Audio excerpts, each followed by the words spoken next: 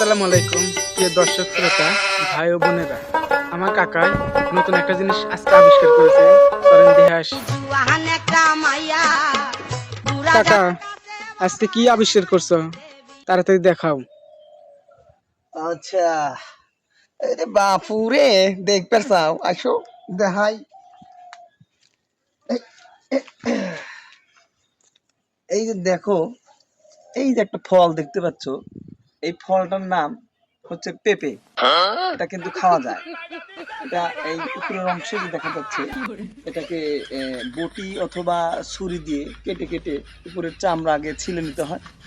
তারপরে এটাকে খাওয়ার উপযোগী করে নিতে হয়। ও হ্যাঁ, ধুয়ে নিয়ে তারপরে খেতে হয়। এই যে দেখতেছো অনেকগুলা, হ্যাঁ, সবার গাছই এত ধরে না, তো আমার গাছে অনেকগুলো ধরছে। এই ফলটা অনেক সুস্বাদু, মিষ্টি, দামেও কম, মানে ভালো। আপনারা চাইলে নিতে পারেন।